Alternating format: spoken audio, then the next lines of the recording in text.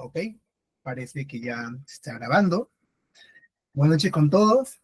Estamos muy felices el día de hoy, ya que contaremos con la presencia de uno de nuestros queridos doctores, que seguro muchos ya conocemos, a quien no le enseñó anatomía cuando inició el primer ciclo, un gran docente que admiramos bastante. Y bueno, hoy día vamos a abordar un tema muy interesante junto con él, correspondiente a la introducción a la anatomía integral. Muchas gracias, doctor Javier Castro, por acompañarnos el día de hoy. Es una colaboración conjunta con la página Anato con Castro. Sugerimos también que no se olviden seguir a esta bonita página, donde también nos dan muchos tips asociados a la anatomía. Y bueno, doctor, muchas gracias también de parte de nuestra familia, de Wellness, y estamos muy felices de contar nuevamente con ustedes. No hay palabras para definir este gran momento. Un gusto escucharlo nuevamente. Le doy el pase. Muchas gracias a Rodrigo, a los que integran Wellness. Siempre es un gusto saber de ustedes y bueno, contento de poder estar aquí compartiendo esta hora que vamos a tener juntos, en la que hablaremos un poco de anatomía, que es este tema que a veces es tan, no, a veces no, a veces generalmente es un poco tedioso, pero que es muy importante para todos nosotros. Así que empezaré, primero me presentaré, mi nombre es Javier Castro, y tal como dijo Rodrigo, bueno, tuve la oportunidad de conocerlo a él, a varias promociones de USIL, y mm, pude trabajar en esta institución, a la cual le agradezco por la oportunidad de haber estado en sus aulas y haber podido conocer a muchas personas, a muchos alumnos, con los cuales hasta ahora tengo comunicación. Y siempre que sé de ellos, pues noticias de ellos, pues siempre me alegra, ¿no? Y sobre todo muy agradecido porque generalmente recibo muestras de cariño y eso realmente eso a uno lo llena de alegría, ¿no? Eso uno lo satisface, eh, le dice que bueno, que algo por ahí, algo bueno estará haciendo uno por ahí para que uno lo trate con tanto cariño. Y bueno, el cariño es recíproco. Así que sin más palabras, voy a compartir mi pantalla para empezar. En cualquier momento que pase algún problema con las diapositivas, con lo que esté compartiendo, me avisan por favor por el micrófono, porque probablemente yo esté concentrado explicando y quizás no pueda darme cuenta de lo que está sucediendo. Y lo que voy a hacer hoy día es un pantallazo general en realidad, no es una clase como tal, una clase donde vamos a hablar de muchos temas anatómicos, sino haré una introducción, un pantallazo general, algunas cosas que conversando con los de Wellness, pues pensamos que sería interesante poder compartir. Y esta es la parte que corresponde a la introducción a la anatomía, este curso que es tan importante en las carreras de ciencia de la salud. Y hoy día veremos generalidades, esqueleto axial appendicular, articulaciones, músculos esqueléticos, origen e inserción.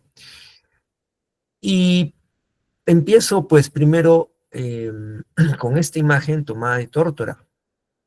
Y justamente esta imagen nos permite entender qué cosa es lo que está estudiando la anatomía, porque quizás algunos tengamos alguna noción de qué estudia la anatomía, otros quizás no la tengamos clara, pero lo que estamos viendo es el nivel de organización del cuerpo humano.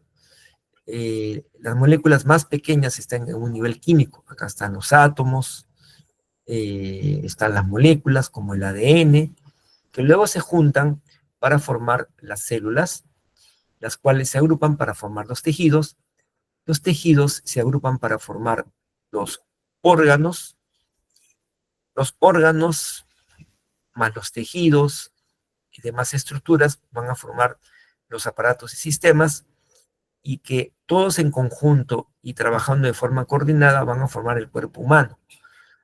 Y entonces, cada uno de estos niveles, ¿quién los estudia? Pues el nivel químico es estudiado por las ciencias como la química, la bioquímica. El nivel celular es estudiado por la biología, igual que el nivel tisular también por la biología. La histología también estudia a nivel tisular. Y a partir de acá, lo que corresponde a tejidos organizados como órganos, aparatos, sistemas y demás, y el cuerpo en general es estudiado por la anatomía. Eso más o menos el campo de acción de la anatomía. Y la anatomía entonces es una ciencia que estudia estructuras que se pueden ver de forma macroscópica, es decir, con nuestros ojos. No necesitamos de ninguna ayuda para poder ver los elementos que conforman un cuerpo humano. Pero si utilizamos elementos como un microscopio, por ejemplo, ya estaremos viendo tejidos y eso ya corresponde a la histología. Entonces podemos decir que la histología es una anatomía microscópica y la anatomía es una anatomía macroscópica, ¿no? Un estudio anatómico macroscópico y microscópico del cuerpo humano. Y esta imagen siempre me pareció muy simpática porque me permite entender cómo es que está actuando el cuerpo humano, cómo en una sola imagen puedo ver los sistemas, los aparatos que forman el cuerpo humano y cómo ellos actúan. Y, por ejemplo, acá vemos que existe un aparato respiratorio en el cual está ingresando gases y luego el mismo aparato respiratorio expulsa gases. Y estos gases, como el oxígeno, pues ingresan dentro del torrente circulatorio. Y este torrente circulatorio es impulsado por el corazón, lo que hace es transportar el oxígeno, pero también transporta lo que son los nutrientes. Los nutrientes ingresan por la cavidad bucal, van por el tubo digestivo los absorbe y los lleva al torrente sanguíneo. Por lo tanto, el torrente sanguíneo está transportando oxígeno y nutrientes. Estos nutrientes pues van a ser transportados para alimentar, para nutrir, para dar energía a todo el cuerpo humano. Pero este aparato digestivo también lo que hace es la sustancia de desecho transportarlas y expulsarlas. Asimismo, dentro del aparato circulatorio existen sustancias que se producen, toxinas, que tienen que ser expulsadas y son expulsadas a través del aparato urinario. Son llevadas por la orina hacia el exterior. Además, existe un aparato o un sistema musculoesquelético que es el encargado del movimiento del cuerpo, de los movimientos, si es el músculo estriado, es músculo voluntario, si es músculo esquelético, es músculo involuntario, si es músculo cardíaco, también es involuntario. Y finalmente existe un aparato reproductor, que es el encargado del mantenimiento, la perpetuación de la especie, sin el cual la especie desaparecería. Por cierto, olvido un sistema muy importante que es el sistema inmune, que es el encargado de defendernos de todos los elementos extraños que pueden ingresar al cuerpo. Y entonces tenemos este conjunto de elementos que están formando el cuerpo humano. Y parte de este cuerpo humano corresponde a nuestro esqueleto. Los huesos en general de todo el cuerpo forman el esqueleto. Y este esqueleto se puede clasificar en dos. Si nosotros observamos acá este programa que es el Complete Anatomy, pues estamos viendo todos los huesos que conforman el esqueleto. Pero existen un grupo de huesos que están en la parte media del cuerpo. Este grupo de huesos que están en la parte media del cuerpo están formando lo que se conoce como el esqueleto axial. Es decir, aquel esqueleto que está en la línea media del cuerpo. Y estamos observando claramente, en primer lugar, a los huesos del cráneo, estamos observando a la columna vertebral, observamos el hueso sacro, observamos el hueso esternón, observamos las costillas. Entonces, estos huesos son el esqueleto axial. Pero existe otro esqueleto que está relacionado con el esqueleto axial. Y ese esqueleto se llama esqueleto apendicular. Para darnos cuenta, el esqueleto apendicular es aquel que está formando los miembros superiores y los miembros inferiores. Pero tiene que existir una comunicación entre ambos esqueletos, pues ni modo que estos esqueletos estén de forma independiente, cada uno andando por su lado. Esa comunicación se llaman las cinturas. En este caso tenemos la llamada cintura escapular, que es la que voy a marcar en este momento, está formada por los siguientes huesos. Está formada por el esternón, las clavículas y las escápulas. Esta se llama cintura escapular. Conecta el esqueleto axial con el esqueleto appendicular. ¿Pero qué parte del esqueleto appendicular? Los miembros superiores. Y tiene una característica importante esta cintura escapular. Si nosotros la observamos, ella no forma un círculo completo. Es decir, que si la vemos desde atrás, esta cintura escapular, o si gustan, la vemos desde arriba, voy a ocultar los huesos del cráneo. Si la vemos desde arriba, esta cintura escapular no forma un círculo completo.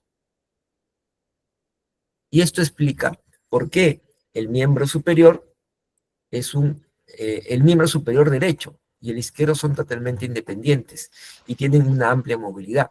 Yo puedo mover el miembro superior derecho en distintas direcciones de forma independiente sin que afecte el movimiento del miembro superior izquierdo. Y eso es porque la cintura escapular es un círculo incompleto, lo cual no sucede con la cintura pélvica. La cintura pélvica es aquella que está relacionada con el miembro inferior, y si lo observamos, esta cintura pélvica sí forma un círculo completo, como estamos viendo en este momento desde arriba. Entonces, el movimiento del miembro inferior es un movimiento más limitado justamente por este hecho de que la cintura pélvica sea un círculo cerrado. Entonces, estamos viendo los dos componentes del esqueleto, un esqueleto axial y un esqueleto appendicular. Pero lo que estamos observando nosotros son huesos. Estamos observando todos los huesos del cuerpo. Y podemos decir entonces que estos huesos tienen una clasificación. O sea, nosotros podemos decir que los huesos del cuerpo tienen una clasificación que sería la siguiente. Entonces coloco acá clasificación de los huesos y diría que los huesos son los siguientes. Huesos largos, huesos cortos, huesos planos, huesos irregulares,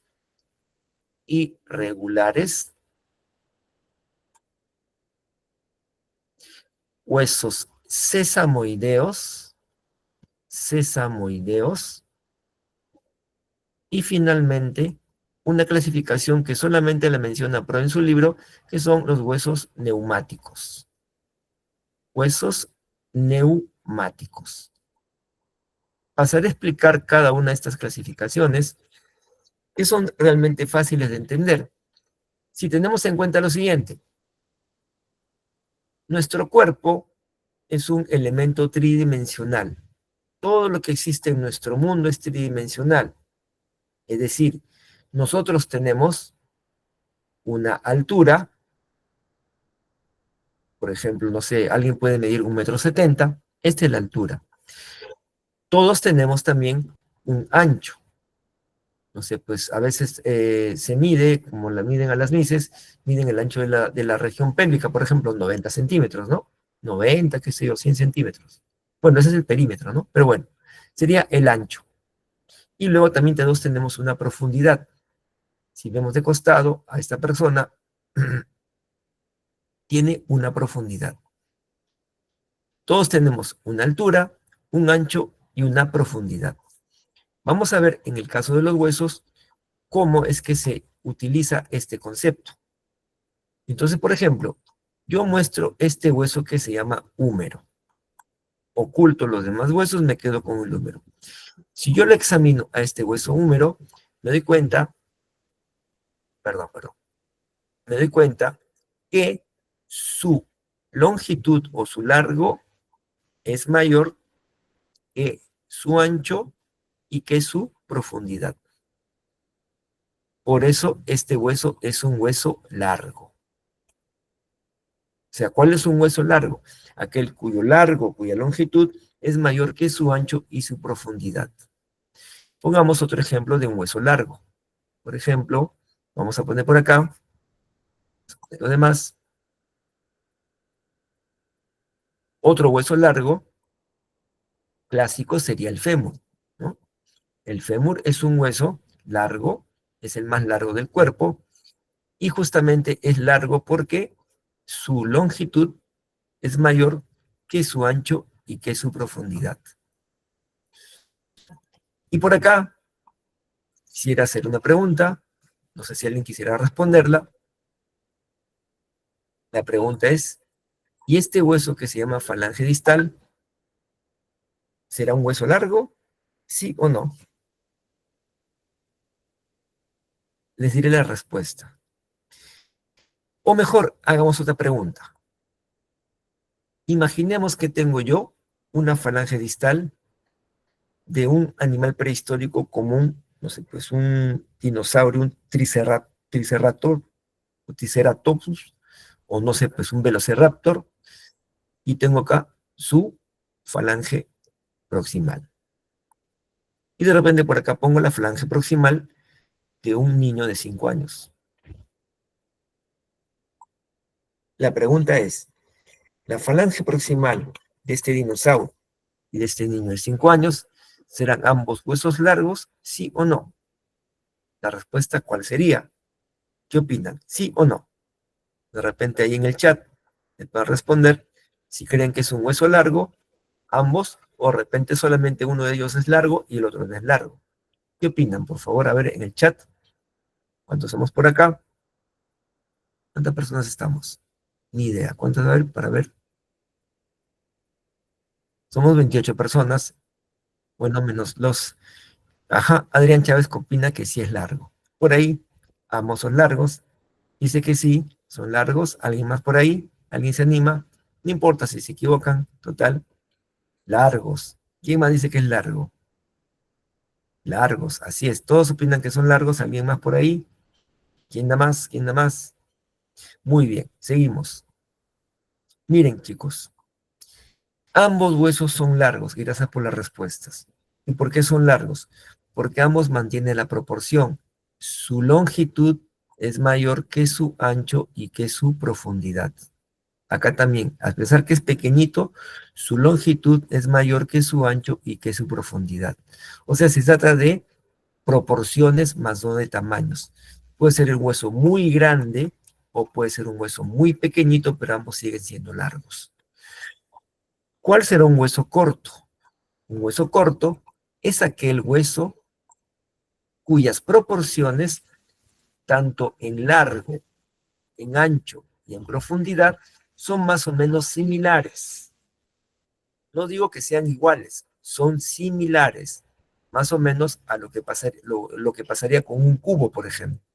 No es que sean de forma cuboide, sino que su ancho, su largo y su profundidad son similares y lo que he colocado es un hueso del carpo.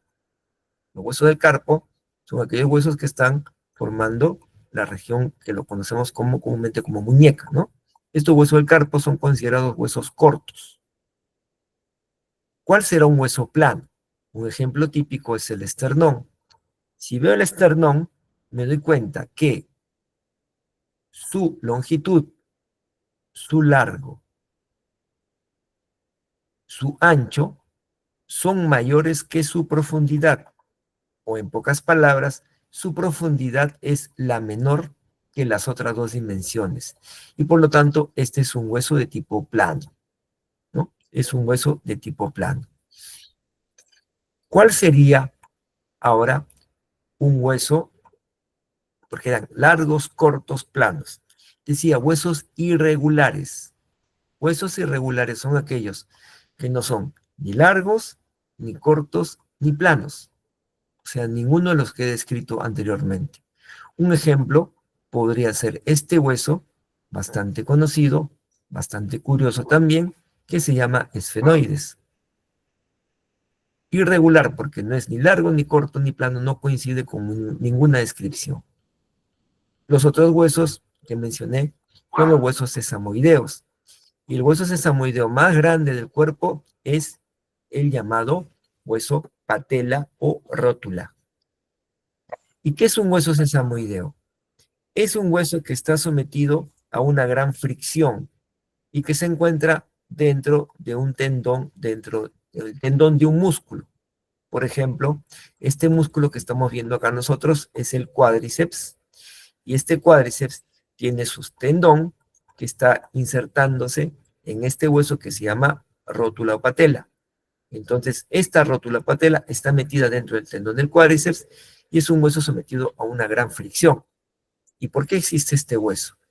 Existe para que cuando hacemos los movimientos con este músculo cuádriceps, por ejemplo, se me ocurre, vamos a poner acá movimiento,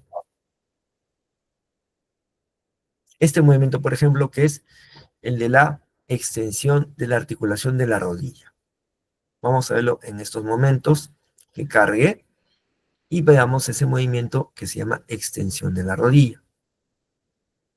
Vamos a ver, giramos, acercamos y vemos en una vista lateral la pierna, la rodilla y el muslo. Acá está flexionada la rodilla. ¿Qué hace el cuádriceps? Extiende la rodilla. Veamos, extendió la rodilla. Vamos a observar a la rótula. En la rótula, cuando extiendo la rodilla, el tendón no roza con el hueso fémur. Quien roza con el fémur es el hueso rótula o patela.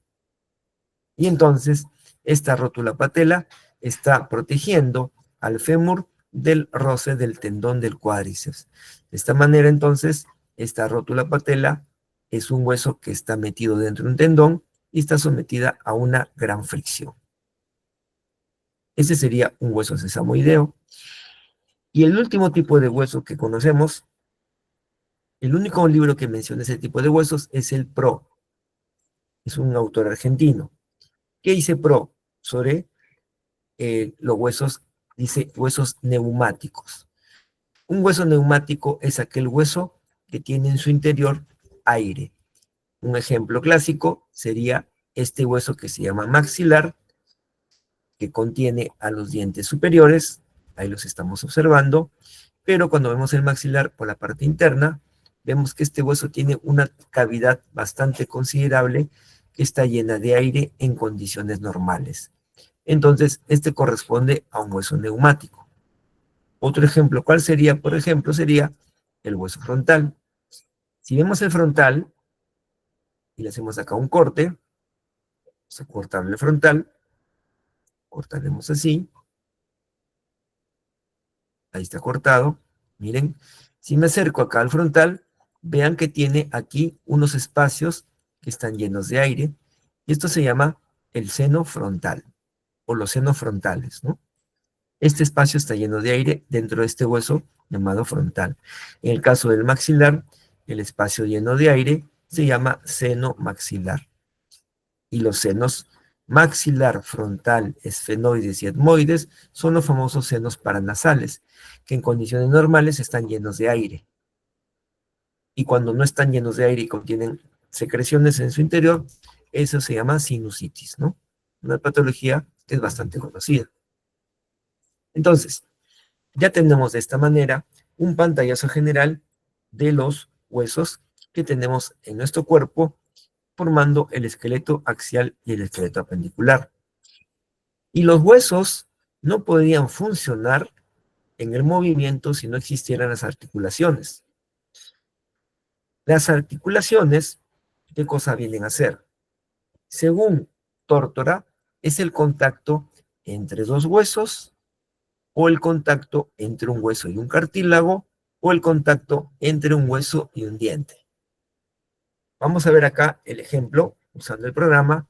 Dice, articulación, contacto entre dos huesos. Por ejemplo, estoy observando en estos momentos la articulación entre la cabeza del húmero y la cavidad glenoidea de la escápula.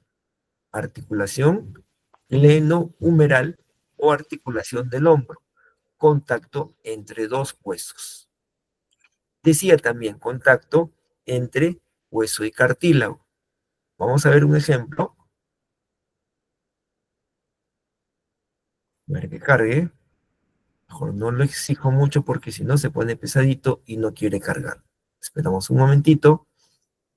Yo creo que a veces por la hora, ¿no? A veces por la hora es que esto se pone así un poquito pesado. Ajá, no quiere. Ah, ya, ahora sí. Uy, qué suerte. El día de ayer estaba en una clase y no funcionaba el lápiz, no funcionaba para marcar. Era un problema. Este es cartílago, miren ustedes. Cartílagos costales. Veo que el cartílago costal se articula con su respectiva costilla, por lo tanto, esta corresponde a una articulación llamada costocondral. Y finalmente decía la definición de Tórtora, que articulación es el contacto entre un diente y un hueso. Acá estoy viendo, miren, cómo el diente se encuentra dentro del hueso maxilar, por lo tanto, acá hay un contacto y esa es una articulación. Las articulaciones tienen una clasificación. Bueno, dos clasificaciones. Una de ellas, esta clasificación, es cuando me dice cómo es que es el movimiento entre los huesos que forman la articulación o entre los elementos que forman la articulación. Y entonces, según el tipo de movimiento, tengo tres tipos de articulaciones: diartrosis, anfiartrosis y sinartrosis. Vamos a ver cuáles son esas articulaciones. Vamos a ver acá en el programa. Diartrosis es aquella articulación que tiene un amplio movimiento. Ejemplo, la articulación del hombro. Si ponemos los huesos, o perdón, los músculos que forman el hombro, por ejemplo, tenemos el deltoides y podemos hacer una serie de movimientos que se van a producir en esta articulación. Por ejemplo, estamos viendo movimiento de abducción y de aducción. ¿Quién lo permite? La articulación glenohumeral. Por ejemplo, más movimientos, no sé, pues se me ocurre un movimiento de extensión quizás, ¿no? Vamos a salir de acá. ¿Está? La otra porción del mismo deltoides, ¿no? Cómo actúa en la articulación glenohumeral. Y vamos a ver, por ejemplo, a ver, se me ocurre este movimiento, rotación medial de la articulación del hombro. Vamos a verlo desde arriba, pausamos, vemos desde arriba, observamos acá el movimiento, cómo se va a producir en el húmero y vemos el movimiento de rotación medial. Entonces, conclusión, una articulación, según el movimiento, una articulación, una diartrosis, es aquella que produce un gran movimiento en el cuerpo. ¿Cuál es una anfiartrosis? Es aquella articulación que permite un movimiento pequeño, ligero. Y yo les invitaría a que hagan esto, no pongan sus cámaras, eso háganlo ustedes ahí en sus casas. Hagan esto, agarran con un dedo un diente y sujétenlo y traten de moverlo. Así, muévanlo. Cuéntenme qué han sentido en el chat, a ver si me escriben en el chat o si alguien quiere hablar qué ha sentido. ¿Hubo movimiento o no hubo movimiento de su diente? Por supuesto, si es un diente natural, ¿no? Si es un diente artificial, pues ni modo, no hay forma. ¿Sintieron por casualidad algún movimiento? ¿Me cuentan? ¿No hubo movimiento? A ver, fíjate bien, por favor. Agarra así fuerte y tu cabeza quieta y muévela así. ¿Hay movimiento o no hay movimiento? José Quispe dice ahí un leve movimiento. ¿Alguien más por ahí? Algo de movimiento, Adriana, ¿sí o no? Por supuesto. ¿Alguien más por ahí? No me digan que se le salió el diente, ¿ah? Efectivamente, hay algo de movimiento. Por lo tanto, esa articulación se llama una anfiartrosis. Acá está el nombre, anfiartrosis. Entonces, una diartrosis, articulación con mucho movimiento. Anfiartrosis, un leve movimiento. Y sin artrosis, aquella articulación que no tiene movimiento. Ejemplo, clásico ejemplo. Cuando veo mi hueso frontal, cómo se está articulando con mi hueso parietal, en este caso, esta articulación, según el movimiento, es una sin artrosis. ¿Por qué? Porque acá no existe movimiento. No hay movimiento posible entre estos huesos. Entonces, esta es una clasificación según el movimiento de las articulaciones. Pero existe otra clasificación que justamente estoy compartiendo, sí, estoy compartiendo. Existe otra clasificación que decía lo siguiente, decía, según el tipo de tejido, sinoviales y no sinoviales. ¿Cuál es una articulación sinovial? Y seguimos con el mismo ejemplo del hombro. Articulación glenumeral. Si yo comienzo a colocarle tejido conectivo, veo que aparecen una serie de elementos que están cubriendo a la articulación. Y entonces digo, una articulación sinovial es aquella que tiene una cápsula que la cubre. Se llama cápsula articular. Si yo quito la cápsula articular, por dentro de ella encontramos lo que se conoce como una membrana sinovial. Acá está, mira, membrana sinovial. Esta membrana sinovial se encarga de producir el líquido sinovial. Lo que hace esta membrana sinovial es que filtra la sangre y de la sangre filtrada hace que ingrese en la articulación el líquido sinovial, el cual lubrica los elementos articulares, nutre los elementos articulares. ¿Qué más tiene una articulación sinovial? Los huesos que la forman tienen un cartílago hialino en su composición. Y otra característica de una articulación sinovial es que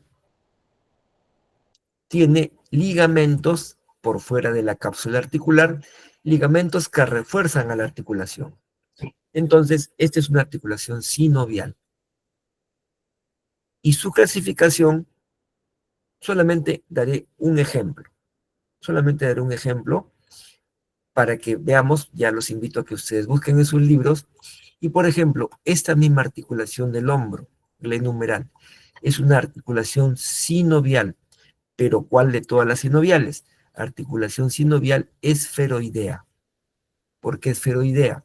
Porque esta cabeza del húmero es un segmento de esfera. Si el elemento articular fuera un elemento articular plano, como en el caso de la articulación entre la clavícula y el acromion, articulación acromioclavicular, yo observo que estos elementos articulares son planos. Por lo tanto, la articulación acromioclavicular es una articulación sinovial plana, porque los elementos que la forman son planos. Y así hay varios tipos de articulaciones sinoviales. Ya los invito a que ustedes busquen y se fijen y lean que hay sinoviales esferoideas o en artrosis, sinoviales planas o artrodias, sinoviales trocleares o en bisagra, sinoviales en silla de montar o celar o encaje recíproco, sinoviales pivote o trocoide, sinoviales elipsoideas. O sea, hay varios tipos de articulaciones sinoviales. Y las no sinoviales, nuevamente vuelvo al ejemplo, que hay entre el cráneo, bueno, entre el frontal y el parietal. Una articulación no sinovial no tiene cápsula articular, no tiene membrana sinovial, no tiene líquido sinovial. Pero ¿qué cosa tiene? Entre un hueso y el otro se interpone un tejido conectivo. Y este tejido conectivo va a definir el tipo de articulación no sinovial. Entonces digo así, articulación no sinovial, hay dos tipos grandes, fibrosas y cartilaginosas. Fibrosas y cartilaginosas. ¿Qué significa fibrosa? Que el tejido conectivo que hay entre un hueso y otro hueso es un tejido conectivo fibroso. ¿Qué es cartilaginosa? Que el tejido conectivo que hay entre un hueso y otro es un tejido conectivo cartilaginoso. En este caso, esta articulación entre el frontal y el parietal, acá existe un tejido conectivo fibroso, específicamente llamado tejido conectivo fibroso sutura. Esta es una sutura, ¿no? Tejido conectivo fibroso. Esta articulación se llama sutura. Otro ejemplo, cuando digo cartílago, por ejemplo, cuando veo acá mis vértebras, entre una vértebra y otra vértebra, encontraremos A ver, un momentito. Vamos a esperar un ratito, si no esto se me pone tenso. Ya está. Ahora sí. Si observo acá, en estos momentos está apareciendo el llamado disco articular. Es un cartílago.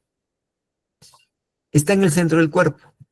Entonces, su clasificación es un tejido conectivo cartilaginoso tipo sínfisis.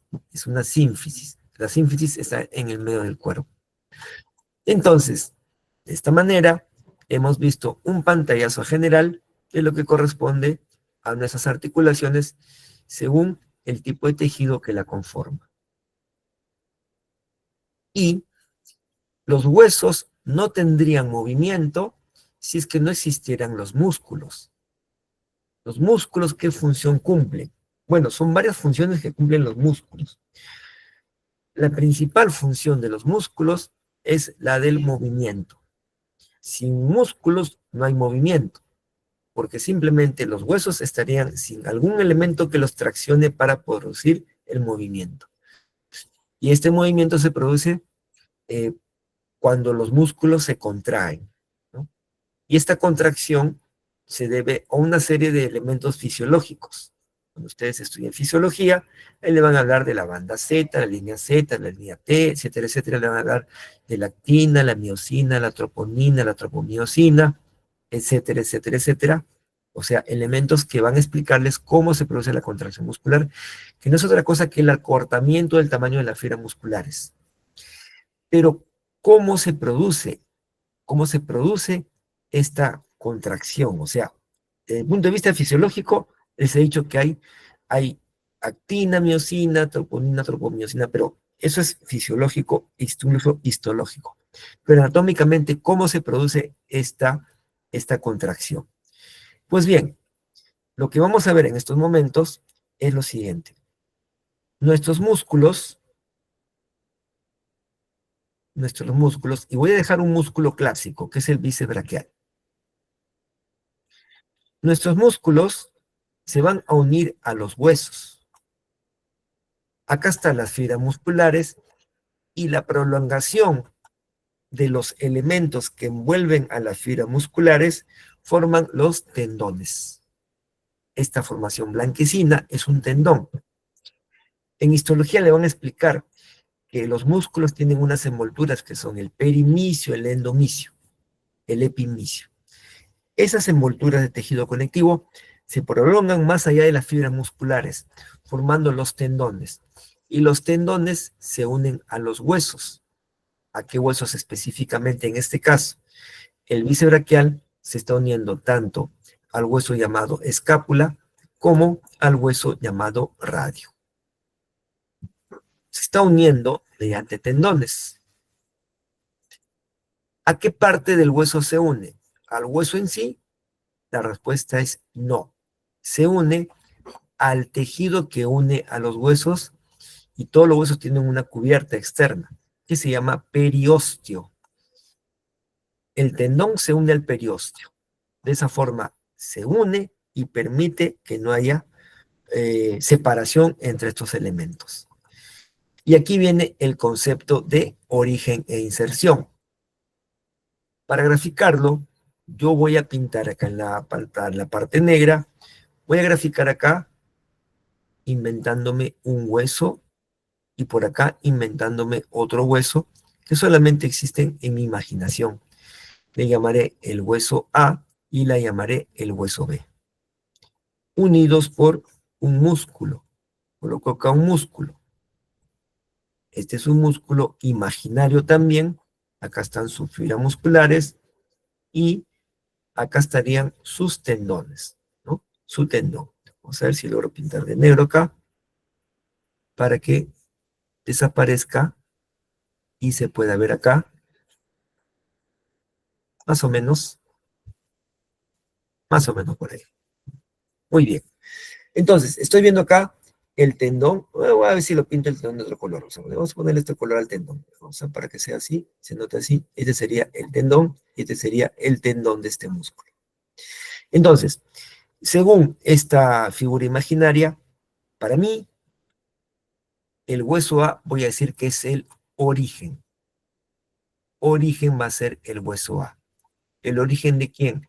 El origen de ese músculo imaginario. Y a B le voy a decir que es la inserción. Inserción.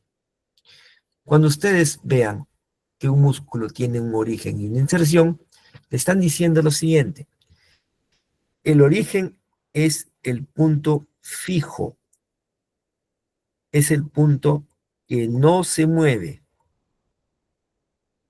Mientras que la inserción es el punto móvil.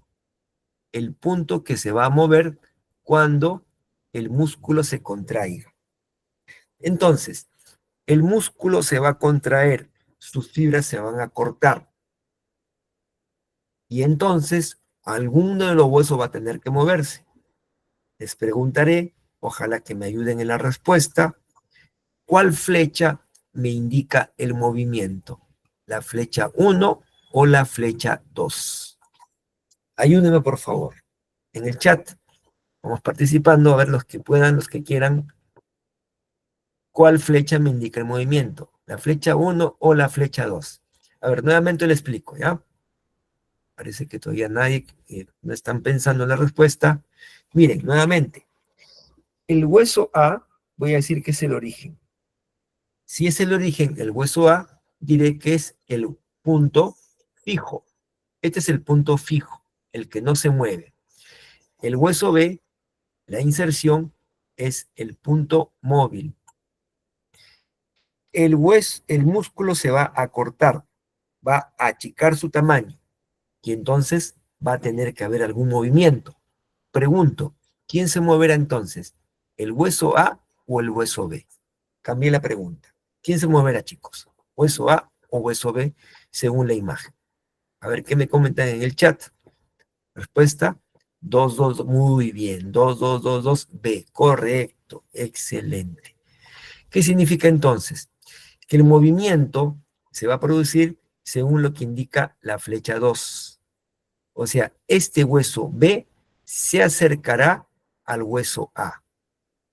Se moverá hacia allá y entonces tendremos una imagen como esto. Acá estará el hueso A, acá estará el hueso B acercándose y el músculo estará bien gordito. Bueno, vamos a cambiar de color.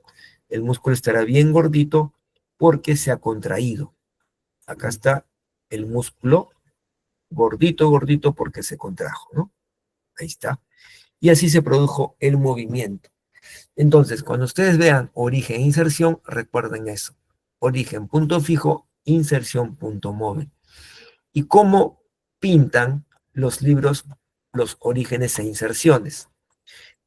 Voy a colocar acá, voy a poner a cambiar de colores.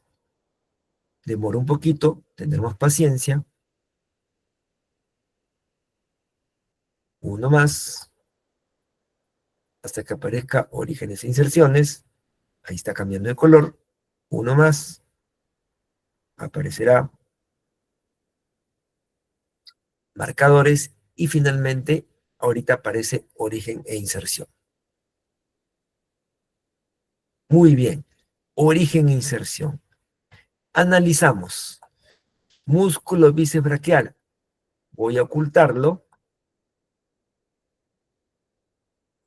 y veo que acá está de color rojo. Nuevamente aparece el bíceps. Y por acá también veo que acá está de color rojo. Entonces, ¿qué digo? El origen del bíceps braquial, ¿de quién? De su cabeza larga, el origen de su cabeza corta. Y si analizo por acá, veo la inserción y veo que está el tendón llegando al hueso radio y observo el hueso radio y veo color azul. Y digo, ah, ya, esta es la inserción del músculo bicibraquial. Entonces, cuando el músculo bicibraquial se contrae, ¿a quién se moverá? ¿La escápula o el radio? ¿Qué dicen, chicos? ¿Quién se moverá? ¿La escápula o el radio? Origen, tubérculo supralenoideo, apófisis coracoides. Inserción, radio. ¿Quién se moverá entonces? Vamos a ver qué dicen en el chat. Correcto, el radio. Excelente, el radio es el que se va a mover. Y entonces, ¿cuál será el movimiento que producirá? Vamos a ver el movimiento, y el principal movimiento es el que estamos a punto de observar. Ese movimiento se llama flexión del codo. Mira, acá está en posición anatómica, acá tengo mi antebrazo, tengo mi brazo. Si se contrae este músculo, ¿qué sucederá? Flexión. ¿Qué movimiento? Flexión. ¿Qué articulación? El codo. Flexión del codo. ¿Quién se contrajo? El bíceps braquial. Entonces, este concepto, bastante importante, bastante útil, y que me habla de origen e inserción muscular. Y justamente coloqué ahí la imagen de un bíceps braquial, acá cargando un peso a la persona, y este músculo contrayéndose para sostener este peso, ¿no? Entonces, hemos visto en esta pequeña, yo no le llamaría clase, le llamaría conversación, le llamaría introducción, quizás hasta podría decir que sería una especie de clase de motivación, para que ustedes se den cuenta que la anatomía no es un curso que en realidad sea tan difícil.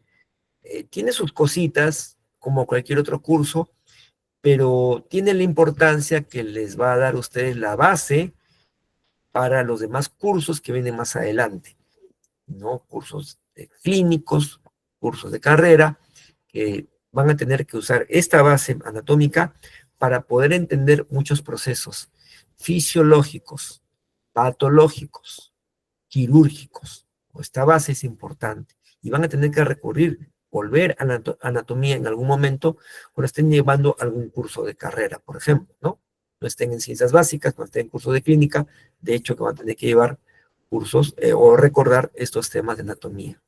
Entonces, yo quisiera terminar esta participación diciéndoles, primero agradeciéndoles por estar acá con nosotros, agradeciendo también a los organizadores, Rodrigo especialmente, Rodrigo Flores, exalumno, quien siempre muy amable conmigo, siempre que nos comunicamos, tiene palabras a las cuales agradezco, y también siempre me transmite el saludo de sus compañeros, exalumnos también, a los cuales también los recuerdo con mucho cariño.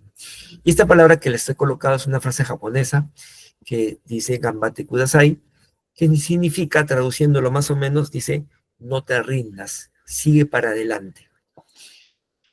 En su carrera, en sus estudios, siempre van a encontrar obstáculos, como cualquier cosa que uno emprende en la vida. Siempre hay obstáculos, siempre hay problemas, también hay alegrías, hay de todo un poco como la vida misma.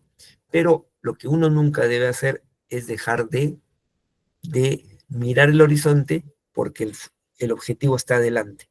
Y hay que seguir, hay que persistir para alcanzar el objetivo. La frase Gambate Kudasai.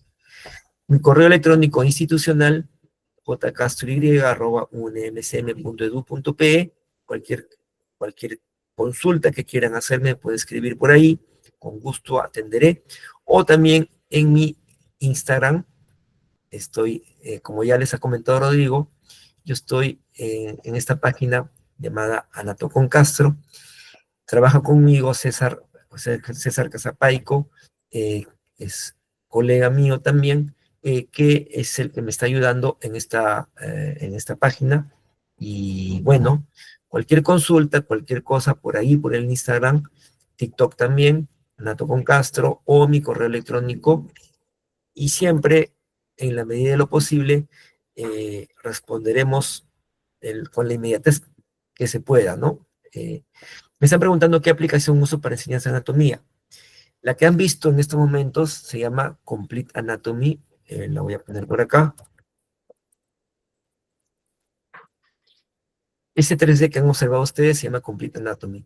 Existen muchos programas 3D.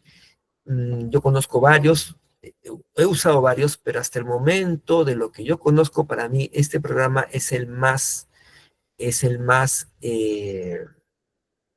que tiene mejor definición, tiene mejor eh, calidad de imágenes, movimientos, tiene muchas herramientas como las que he visto que he utilizado para hacer cortes, para poder pintar también, por ejemplo, en el hueso. Le voy a mostrar rapidito esta herramienta que a mí me es muy útil. Un ratito. Una herramienta muy útil para mí. No la utilicé, pero es esta, ¿no? Por ejemplo, yo coloco un hueso, colocar acá un hueso, y de repente quiero enseñar una parte de este hueso, por ejemplo, acá en el hueso, en el coxalo ilíaco, y quiero explicarle de las líneas glúteas. Entonces yo agarro acá y digo así, coloco un lápiz y pinto línea glútea anterior, línea glútea posterior, línea glútea inferior. Y como se dan cuenta ahorita, esa pintura queda ahí, como si yo tuviera un hueso y lo hubiera pintado con una tiza, por ejemplo, ¿no? Es una herramienta bastante útil, por ejemplo. Es la que yo conozco, en realidad, bueno, de las que yo conozco, varias, para mí hasta ahora es la que tiene mejores resultados para mí. Opinión personal. No sé si hay alguna pregunta por ahí, alguna otra pregunta. Ah, bueno, ahí están compartiendo justamente mi página en Instagram, Anato con Castro.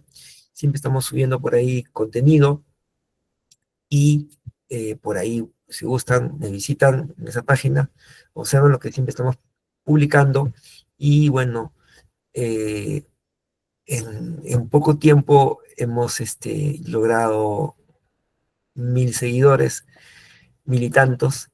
Bueno, aún no lo alcanzo a Rodrigo, que tiene 3000 y tanto, pero ese es mi objetivo, pronto te alcanzaré a Rodrigo. Y bueno, eh, gracias Rodrigo.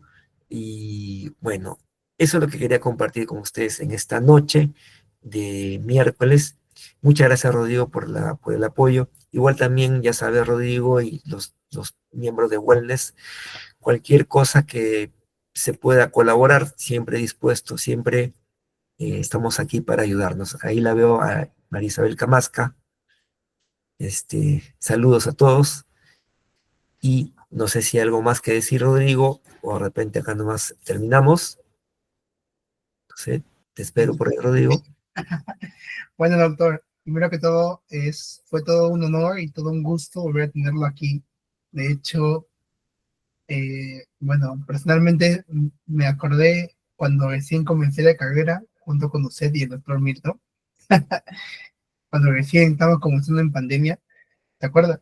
Cuando estábamos saliendo de la pandemia, de hecho, y wow, la verdad me trajo muchos recuerdos, sobre re atento a la que incluso apuntando, y créame, esa sesión nos va a ayudar muchísimo a todos, especialmente ahora que justo hay nuevos chicos que han ingresado a la universidad, que estudian anatomía, y bueno, ya sabemos con quién ir cuando queramos aprender algo nuevo de anatomía. Y nada, doctor, cualquier cosa puede contar con nosotros, nuestro equipo, y también con todos los que están aquí presentes, que somos en sí una familia como tal, que bueno, hemos ingresado varios y estoy muy seguro porque o uno, hemos llevado una clase con usted, o dos, los que siguen aquí, hemos disfrutado muchísimo esta sesión que consideramos que va a ser de mucha utilidad de ahora como también en adelante. Uh-huh. Encantado, Y Rodrigo. muchas Cualquier gracias, doctor. Y Gracias. chicos, y chicos, bueno, invitarlos a seguir aquí a la página del doctor, también en TikTok. Hay que apoyarlo siempre. Él también nos apoya un montón. Y nada, doctor, seguramente sí, claro que sí, muy pronto. Nuevas ponencias juntos, compartidas y todo con el fin de seguir apoyando a esta bonita eh, comunidad académica que tenemos en conjunto. Uh-huh. Con todo gusto, Rodrigo, para ayudarlo siempre. Muchas gracias. A Cuídate. ustedes, doctor. Gracias. Que Igualmente, tengan buenas noches. Permiso. buenas noches.